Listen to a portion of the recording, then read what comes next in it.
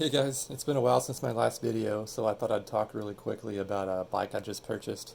Pretty excited about this. This is actually my first new mountain bike purchase. Everything I've bought until now has been used, and then I just resell them.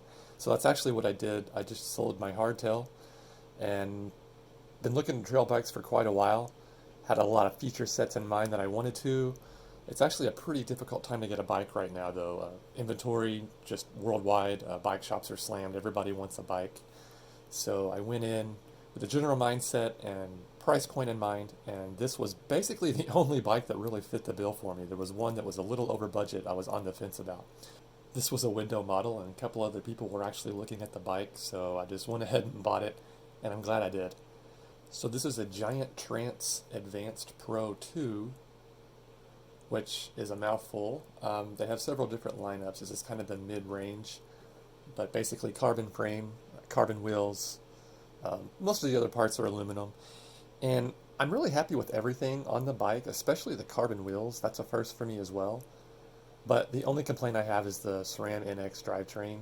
It gets the job done, but it's nothing special. And it seems like everything comes with SRAM now. I'm assuming because that's what's cheap OEM. I looked and they had one bike in the store with Shimano XT, and it was $7,000. So I like XT. I've always kind of been Shimano fanboy, but not for that price.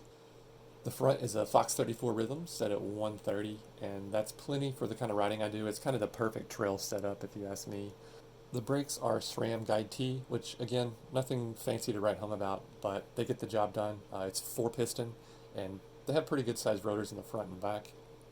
The dropper post is a giant contact switch, and that has an air cartridge versus a completely hydraulic setup that I had on my old Santa Cruz. That was a RockShox Reverb. That thing was a nightmare. Would not recommend using the original Reverb dropper. The saddle is pretty nice. It's a split giant contact.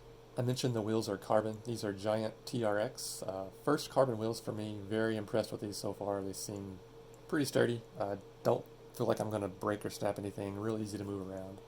And you'll notice they come with Maxxis Minion DHF and DHR, and they have a little white logo on there. The only difference, for some reason, Maxxis marks their OEM tires with a white logo, and the ones you buy in the store have a yellow logo.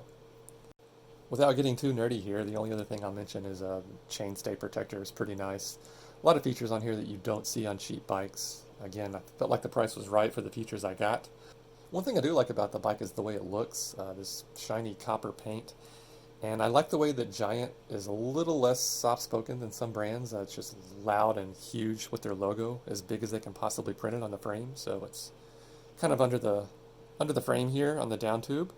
So, and you'll see a bash guard here as well. So, but very happy with the bike so far, and we'll see if I can get out and get some ride footage for you guys soon.